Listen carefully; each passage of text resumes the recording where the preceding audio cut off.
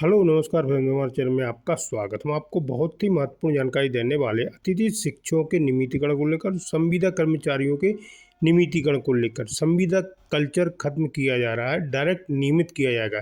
तो अतिथि प्रथा भी खत्म की जाए, अतिथि कल्चर भी खत्म किया जाए, डायरेक्ट नियमित किया जाए। सरकार से मांग की जा रही है। अभी संविदा कर्मचारियों के लिए घोषणा कर दी गई है शिवराज सरकार की ओर से। अतिथि शिक्षकों के लिए भी घोषणा कर सकती है शिवराज सरकार।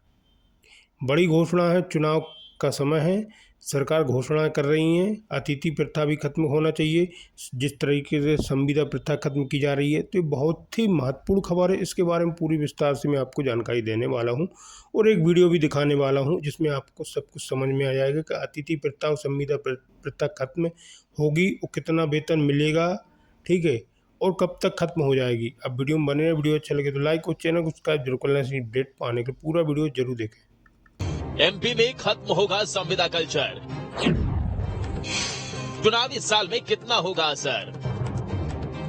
जिन मांगों को लेकर संविदा कर्मचारियों के तेवर तल्ख दिखते रहे हैं, उसे हमेशा के लिए खत्म करने की तैयारी तेज हो चली है। ऐसा इसलिए क्योंकि सरकार एक पॉलिसी बना रही है जिसमें संविदा कर्मचारियों को भी अब पक्के कर्मचारियों जैसी सुविधाएं ही मिलेंगी। नई पॉलिसी में पूरा वेतन का प्रावधान होगा, सामाजिक सुरक्षा की गारंटी भी होगी। सरकारी कर्मचारियों के समान ही नियमों के दायरे में लाए जाएंगे। जिस पद पर काम करेंगे उसका 100% वेतन मिलेगा। महंगाई भत्ता भी दिया जाएगा। रिटायरमेंट पर ग्रेजुएटी भी दी जाएगी। सीधी भर्तियों में अभी संविदा कर्मियों के लिए 20% कोटा रिजर्व है।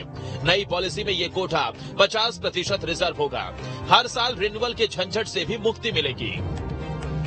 कहा जा रहा है कि जून के आखिर तक ये पॉलिसी तैयार हो जाएगी, जिसके बाद इसकी औपचारिक घोषणा कर लाभ देना शुरू कर दिया जाएगा। ये चुनावी साल का एक तोहफा है कर्मचारियों को, संविदा कर्मचारियों को। वैसे संविदा कर्मचारी काफी संघर्ष कर रहे थे काफी समय से, पर एक बात विचारनी ये है कि जब संविदा नियुक्तियां शुरू हुई थी तब स्पष्ट कहा गया था कि ये नियुक्तियां संविदा ही रहेंगी। हाँ, तब भी वो संविदा नियुक्ति एक तरह का तोहफा था, क्योंकि तब बेरोजगारों का बहुत दबाव था।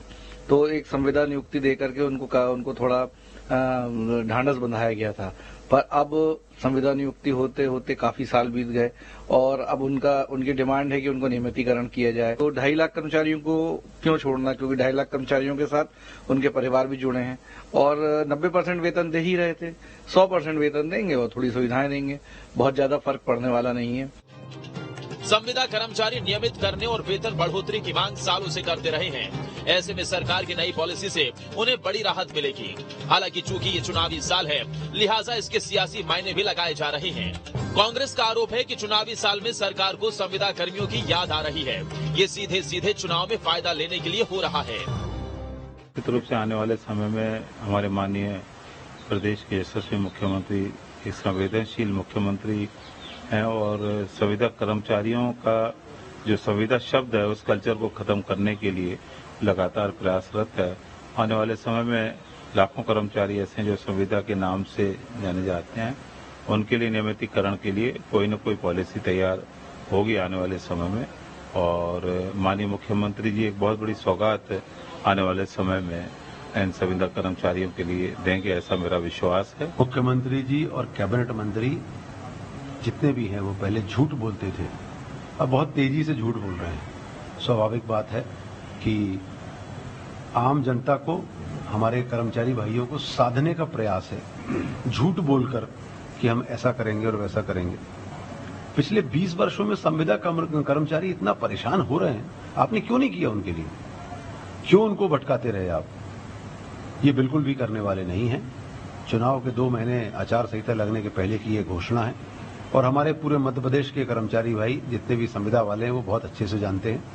ये तो माननीय कमलनाथ जी का, कांग्रेस पार्टी का एजेंडा है कि हम जब हमारी सरकार आएगी तो संविदा कर्मचारियों को हम लोग नियमित करेंगे। आंकड़ों के मुताबिक प्रदेश में करीब 2.5 लाख संविदा कर्मचारी हैं। अलग अलग विभागों में कार्यरत हैं। आए दिन मांगों को लेकर हड़ताल करते रहते हैं।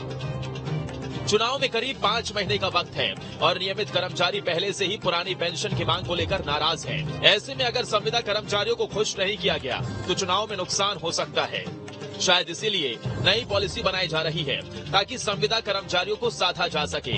क्योंकि अगर एक संविदा कर्मी पर औसत 4 सदस्य भी मान लिए जाएं, तो 10 लाख से ज्यादा वोटर हो सकते हैं। 10 लाख वोट जिसे एक मुश्त मिल जाए, उसे फायदा तो होगा ही, उसके पक्ष में एक माहौल भी तैयार होगा। ये सरकार की बहुत अच्छी पॉलिसी है और सरकार ने ये बहुत अच्छा सोचा है। जो कर्मचारी लगातार संघर्ष कर रहे हैं, इतने दिनों से लगातार 2018 से हमने भी काफी आंदोलन करे हैं, लेकिन आज तक हमें इस पॉलिसी का लाभ नहीं मिला है। मध्य प्रदेश में संविदा भर्ती की शुरुआत 2015 में हुई थी। सरकार ने इसके लिए राजपत्र जारी किया था। इसके पीछे मकसद ये था कि सरकारी खर्चे को कम किया जाए। कॉन्ट्रैक्ट पर रखने गए कर्मचारियों का रिन्यूअल भी जरूरत और एचओडी की अनुशंसा पर होता है। इस पर कई बार भेदभाव के भी आरोप लगते रहे हैं। ऐसे में अगर इन्हें पक्के कर्मचारियों की तरह सुविधाएं और नियमों के अंदर लाया जाए, तो इन सब झंझटों से छुटकारा मिल जाएगा। मध्य प्रदेश में लंबे समय से संविदा कर्मचारी अपनी विभिन्न मांगों को लेकर हड़ताल करते आ रहे थे। उनकी मुख्य मांग थी नियमितीकरण। अब सरकार ने मध्य प्रदेश में फैसला लिया है कि संविदा कल्चर खत्म होगा, लेकिन सवाल ये है कि ये चुनावी साल है। चुनावी साल में सरकार ने अपना ऐलान तो कर दिया है, देखना होगा इसका इम्प्लीमेंट कितने दिनों में हो पाता है। कर्मचारियों का कहना है कि ऐसा ना हो कि चुनाव खत्म और वादा भी खत्म। Durgesh Kumar, team news state. अब इसमें एक खबर तो ये है कि संविदा कर्मचारियों का नियमितीकरण सियासी मुद्दा रहा है। 2018 में कांग्रेस ने वादा किया था, पूरा नहीं हुआ। 2023 में फिर से बड़ा मुद्दा बन सकता है, इसीलिए इस मुद्दे को खत्म करने की तैयारी है।